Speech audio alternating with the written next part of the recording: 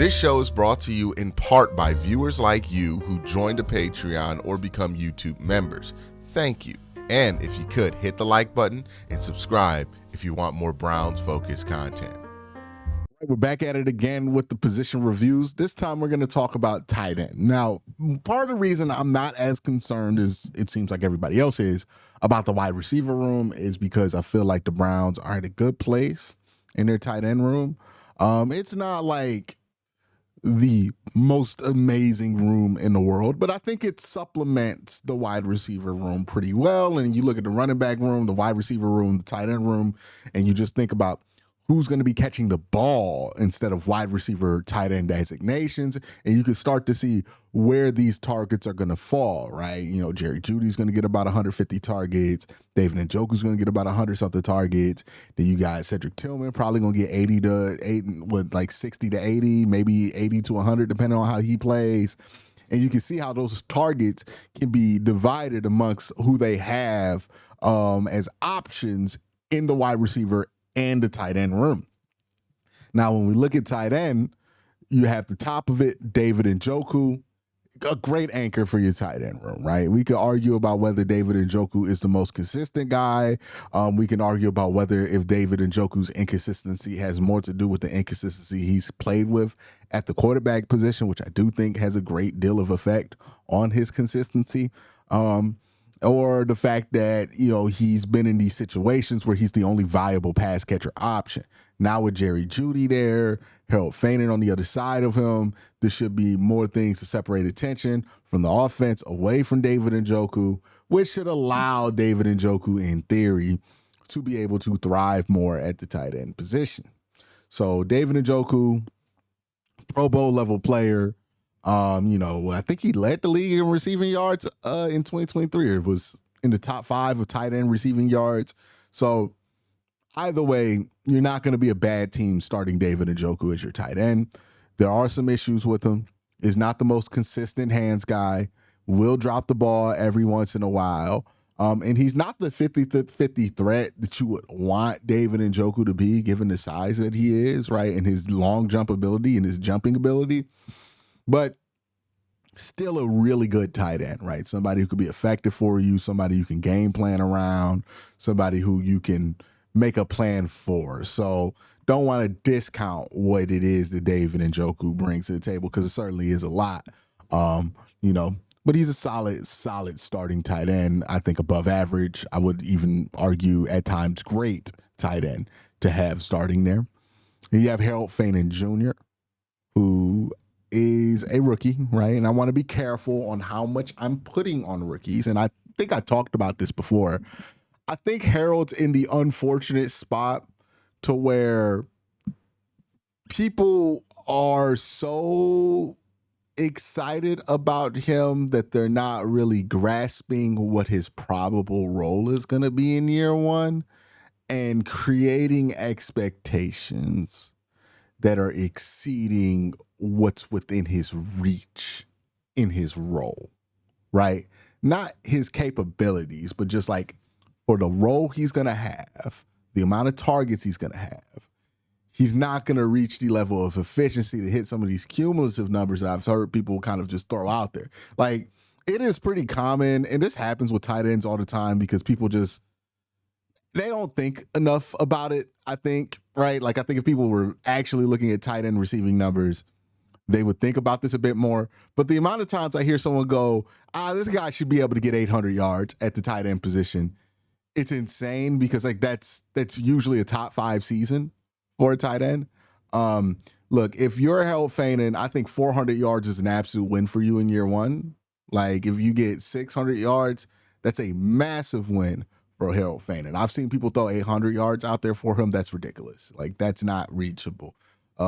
My expectation is he gets you about 400 yards, right? I think that's fair for him, given what his role is going to be, which is probably 3rd or 4th on the pecking order, right? You got Jerry Jeudy, number 1, David Njoku, number 2.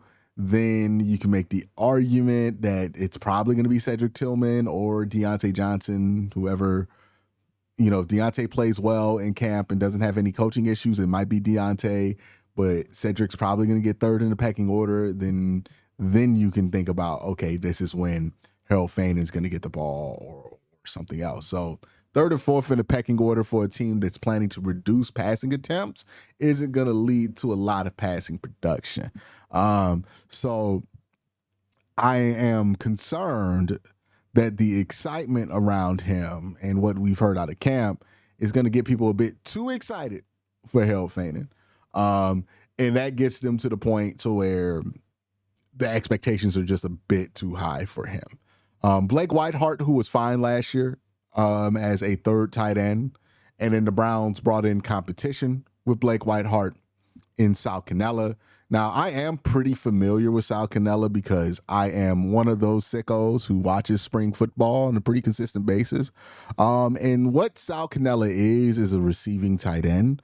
I think he's going to be very fun to watch in camp, and I think you're going to see him all over the rookie quarterback highlight reels, right? Dylan Gabriel's going to throw some nice balls to Sal Canella. Shador Sanders and Sal Canella are going to get along great.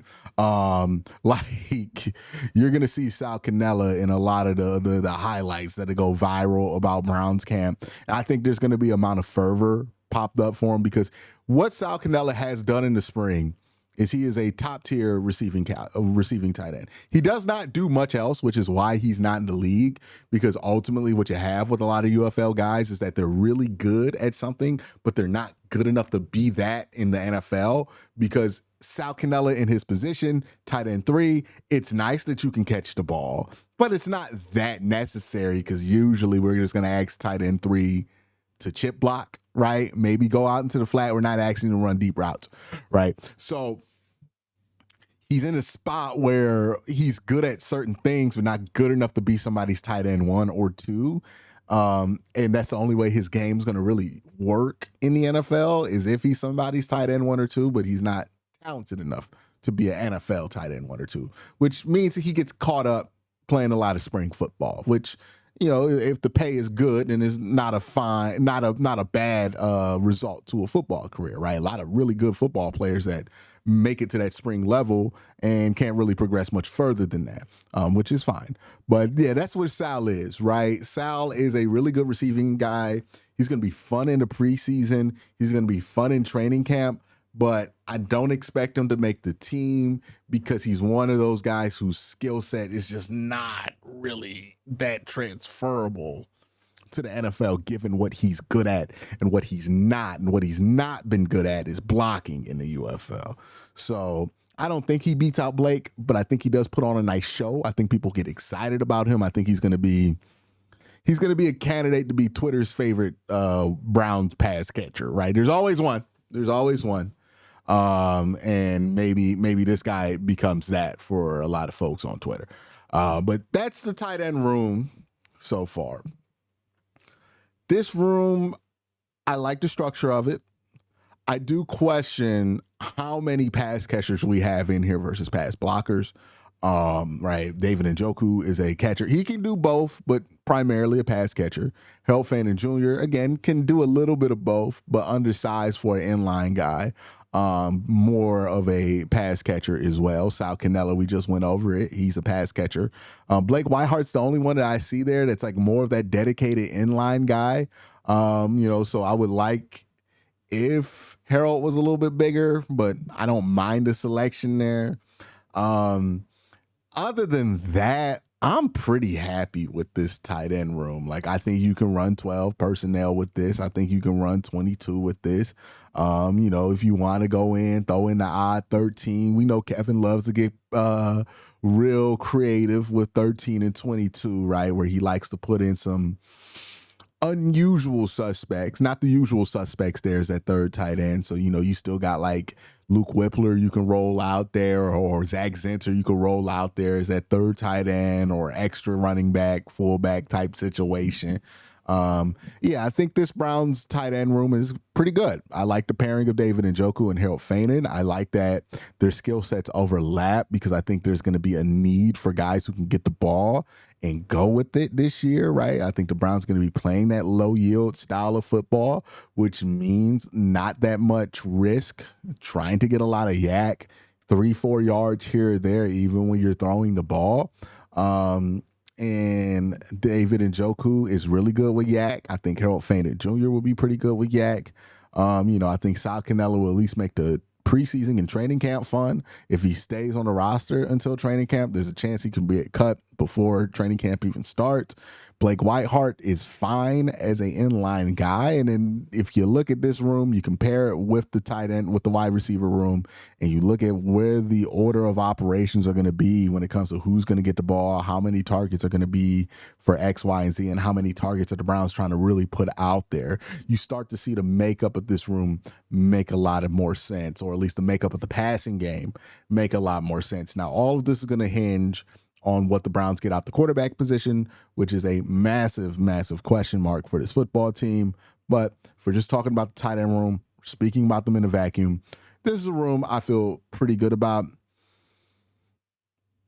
Do I want to give it a B? A B minus. I like, my gut tells me put it as a C plus, right? But I've given out nothing but straight C's, so I'll be nice today. I'm feeling nice. I'll give the tight end room a B minus because that is the position that I feel the best about. And the position I think they actually have stocked up that's going to be able to perform this year. Offensive line, a lot of questions about like what's going to be effective, what's not, but I do like the moves they made. I'll talk about that in another video. Wide receiver, we talked about it. It's not the deepest room in the world, but that doesn't bother me as much as it bothers other people. Running back room does bother me more than it bothers most people. There's a lot of what ifs and like hoping that things happen in the running back room. Quarterback room, same kind of situation there. But tight end, there's not really that many questions at tight end, right? Which is why I'm like, this is above a C. It's not amazing because David Njoku, still have questions about his consistency. If David Njoku was a more consistent 50-50 ball threat, this would be a B plus room solidly. But right now, I'm just not as confident in David Njoku anchoring this in an elite way to make me put this as a great room, right? This is a above average room to me. But let me know what you think in the comment section down below. Y'all have a great day. Have an even better night. Peace.